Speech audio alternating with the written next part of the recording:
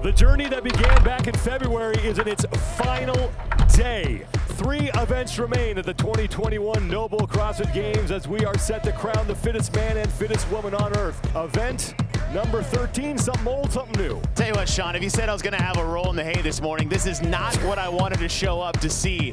GHDs, the Curtis back, and that heavy yoke that we haven't seen since 2018.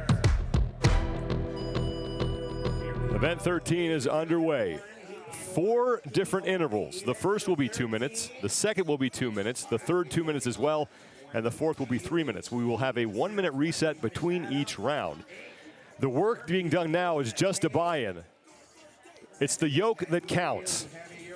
And it's one heck of a buy-in. 20 GHD sit-ups is really nothing to bat your eyes at, especially when these athletes have all been tested at a similar movement that we saw that popped up in the quarterfinals that actually had 180 GHD sit-ups come in. Justin Medeiros was off the GHD right before Pat Vellner. They have to do a burpee and throw the cheese curd that weighs 100 pounds up and over that hay bale. First time we've seen the hay bale since 2017, which was our first year here in Madison, Wisconsin. They'd have to do 8 reps here, then it's on to the 605-pound yoke, and they will try to carry that as far as they can in the remaining time left in the 2-minute window. And the beauty of this event is it takes a few different components we've seen over the years and couples them together with, you see the sandbags over the haystacks, the heavy yokes. We saw that in the Madison triplet.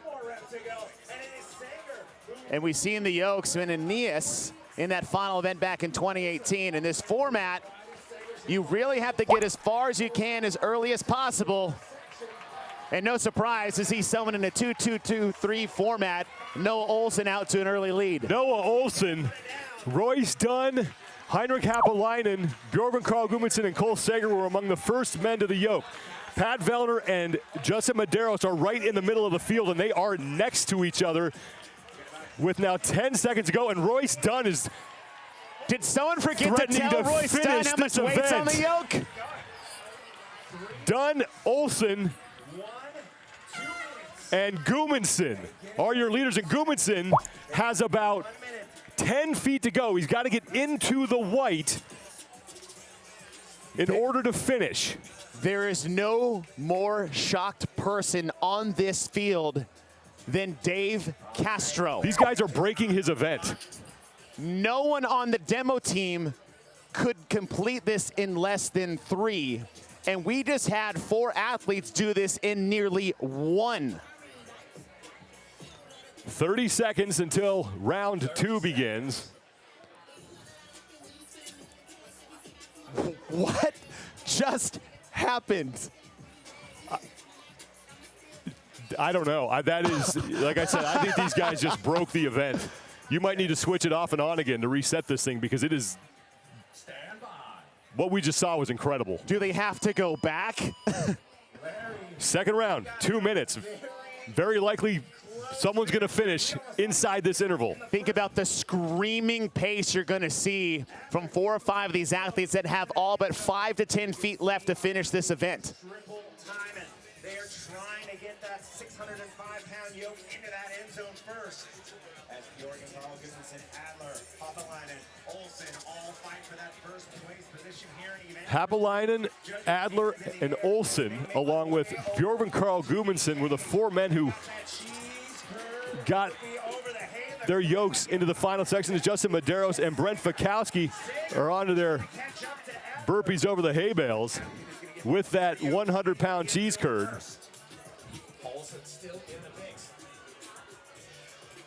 5 remaining for Medeiros, who just needs to keep Pat Vellner in his rearview mirror in this event to not surrender any more points to him.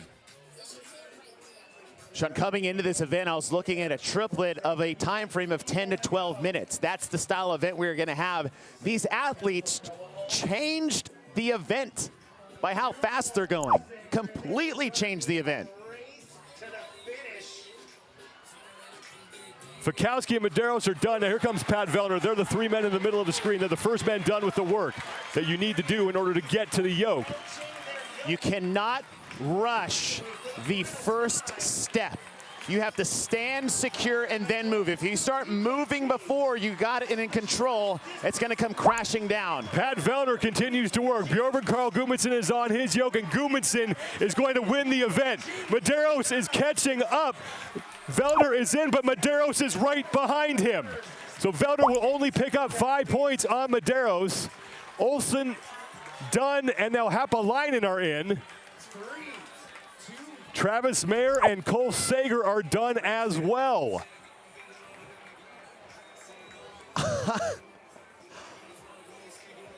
Oh, and I think Fikowski and Vigno, look at that. Look at the difference between athletes, but how close Fikowski and Vigno got to the finish line. You have to get past the black. And you can see Fikowski and Vigno's yoke just a matter of feet away. And now they have to do 20 more GHDs, 8 more sandbags over the haystack. That is just heartbreaking. 605 pounds on that yoke, and 8 men have now finished the event. Jorvin Goobinson wins, Vellner's in second, Medeiros third, Olsen in fourth, and Adler in fifth. The third round is underway. 12 men still on the field. 3 athletes are all within 10 feet of finishing. We said Fikowski and Vigno being the 2. And it looks like all the way over in lane 20, Hapalainen is right at the blue. And it really matters on how quickly you get through this, because who gets to the yoke first with how much left? Think about what we're taxing before we get to the yoke. I know they didn't make it look like 600 pounds, right?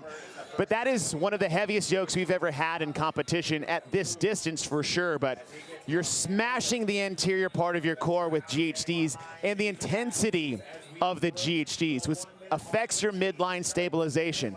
Now you're picking up a curd under intensity, doing a burpee and throwing it over a hay bale. So you're messing with your entire midline stability and then throwing yourself underneath that yoke. That's the trick of this event, is making that yoke harder.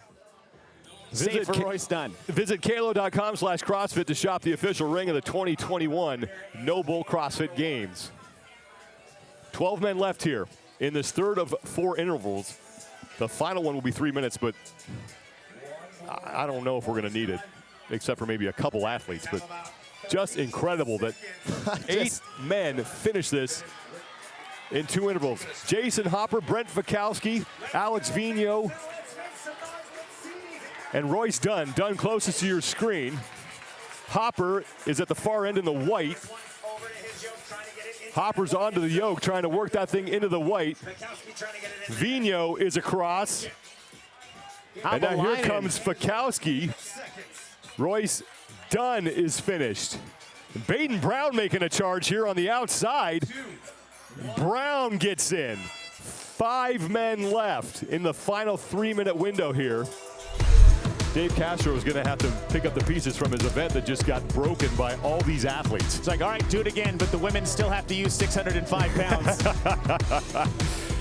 Jorvin Goobinson with his first event win of the competition as he looks to move closer to a spot on the men's podium. Pat Vellner will shave another 5 points off of Justin Medeiros' overall lead.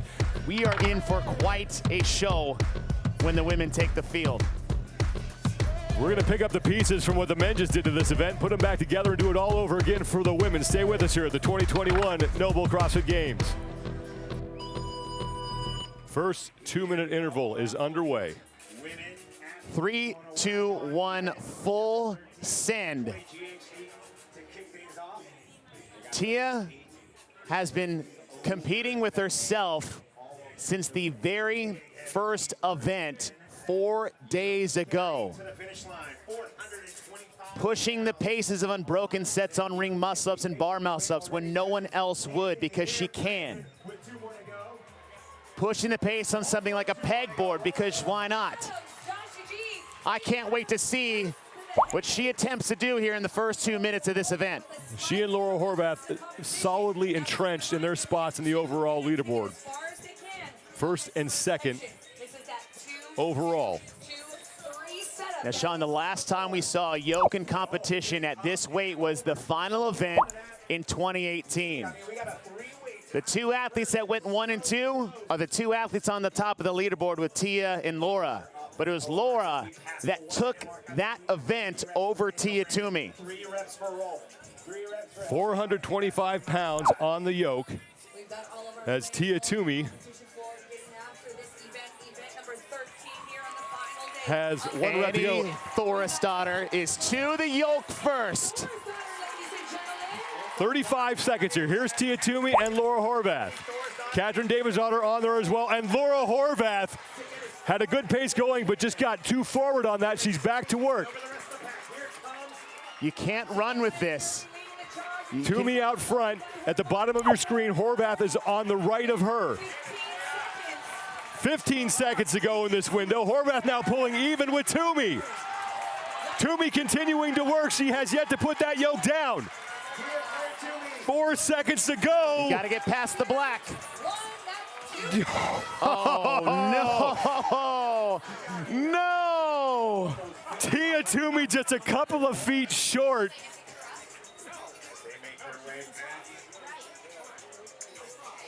I don't know what to say watching this, the dominance that is continuing on the floor and on the field with Tia Toomey. It is incredible what we are seeing right now. Is it too early and selfish to ask her to come back for 6? 30 seconds. Laura Horvath got into the blue on her carry. Now, Laura Horvath's mistake twice was trying to go too fast. She is actually faster on the yoke if she's in control than Tia Toomey is. But the problem now is that she's going to have to get there about 5 to 7 seconds faster than Tia. For the trick on the yoke, stand up, then walk. You cannot start walking right from the stand. You have to establish that so your yoke doesn't swing back and forth. Second 2-minute round is underway, and this will be the last round for Tia Toomey and Laura Horvath. One of the things we don't talk about in GHD sit-ups is the effect that it has on your legs and your hip flexors. The GHD sit-up isn't a ab workout, right? Your abs are getting sore because they're securing your midline, but it's all hip flexors and legs, which can really take away from your stability on the yoke. Annie Thorisdottir was one of the first women to the cheese curd burpee over the hay. She's on the left of your screen in the white shirt and black leggings. Laura Horvath is in the middle, second place overall. And then Tia Toomey in the red pants and white shirt looking for her 8th event win of the competition. Judges' hands in the air, letting us know they only have a handful of reps remain. I think there's only 2 or 3 for our leaders before they can get back to that yoke. Tia and Horvath are tied with 3. Tia, I believe, with 2 more to go. We've got 45 seconds. One more for Tia Toomey and one more for Annie Thorisdottir. They just have to put that curd up and over, and then they will head back to the yoke. And Annie Thorisdottir and Kristen Holte. Holte on the left. Annie Thorisdottir trying to erase that 10-point deficit to move into third. Tia Toomey sprinting to the yoke. Gentlemen, put your hands together. A couple of feet left. Win number 8 for Tia Toomey. Gabriella Magala got in. Laura Horvath is across. And I think Holte may have beaten Thorisdottir. Wow. It was close, but Thorisdottir got her chip across. A second ahead of Holte, so Thorisdottir will cut Holte's 10-point lead for third place in half. That was great for Annie, but even better for Holte, only to lose 5 points in an event just because she's not the stronger of the two athletes. But when it comes to the yoke, you can't really say whether a barbell 1 rep max is going to equate to an odd object max like a yoke carry. And I hope they're keeping the game's record book in pencil, because you're going to have to keep erasing it, because Tia-Clair keeps rewriting it. Now 32 career wins, the most ever.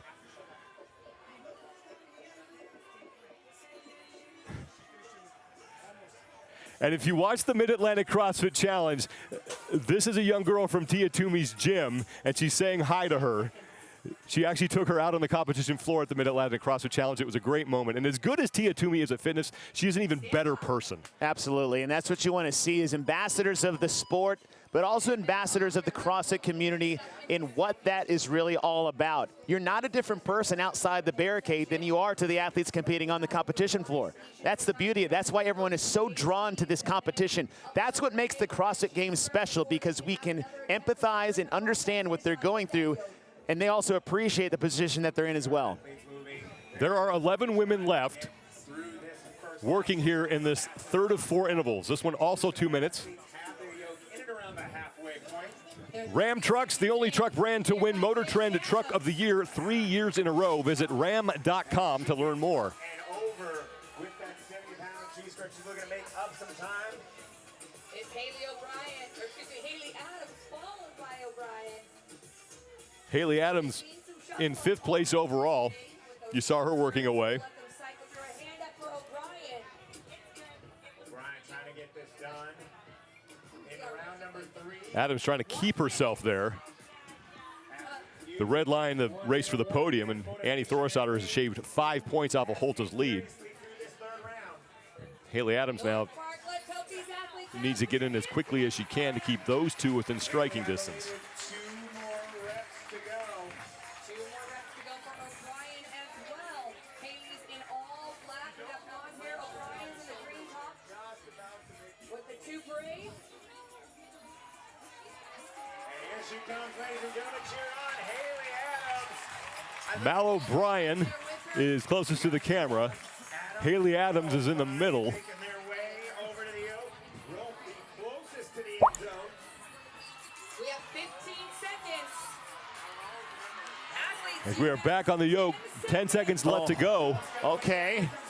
Mal O'Brien, Oh, we've got 3, 2, couple seconds left. She's going to make it into the blue. oh, that's tough. I believe that's tough. Emily Rolfe at the other end of the field who got into the blue as well. 3-minute block to complete. Emily Rolfe has an event win under her belt. She took event 10 They'll get it done as they head back. to open up day number 3. And Rolfe currently sits in 16th place overall. There's Christy Aramo O'Connell, who was in 6th place coming into this event. Final interval will be 3 minutes long. 13th event after 4 days. In a completely different test than we've seen so far of the first 12 that we had, right? We've had a lot of vertical stuff, a lot of pulling, some pushing, snatch, cleans, run.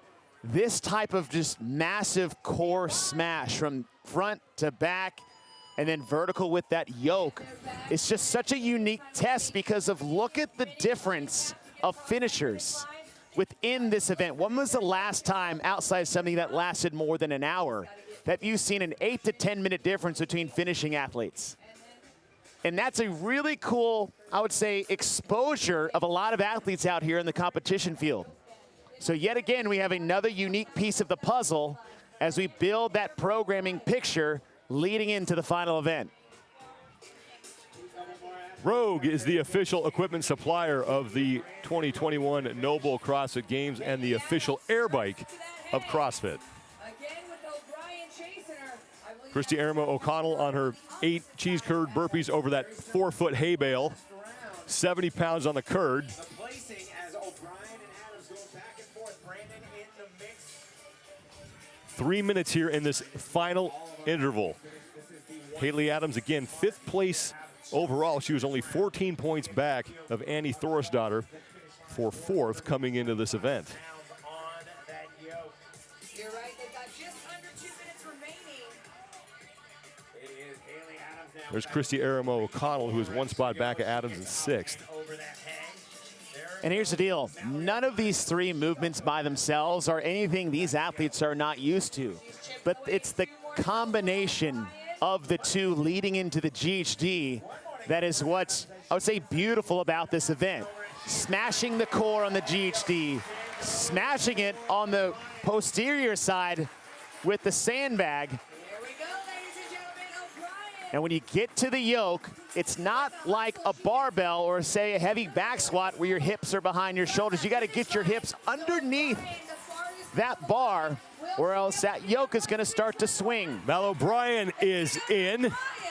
Haley Adams has the yoke down as Emily Rolfe has come across at the top of your screen. Haley Adams and Danielle Brandon. Adams. And Haley Adams is now across. Trying to get there, Adams across that finish line. Here comes Brandon. Emma Carey is getting set to finish. 40 seconds left. Held it under a cross. Turi Helgadottir has Got a couple more athletes, finished. about 30 seconds remaining. Now Emma Tall is in. Bailey Rail, Emma Carey, which leaves Christy Aramo O'Connell as the last woman on the floor. And she is in.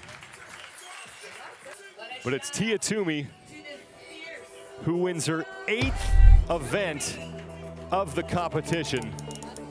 And as you said, Sean, there's not a lot left you can say other than just sit back and appreciate what we're getting to see. We were wondering what Tia was gonna do, knowing that she has a lot of room to start playing with some paces, dabbling with some intensity that not a lot of athletes are comfortable going to, trying to play things safe, but Annie Thorsauter got to the yoke first, and it was really Horvath who had the most speed, but the worst stability, and Tia Toomey was 1 foot away from doing this in 2 minutes.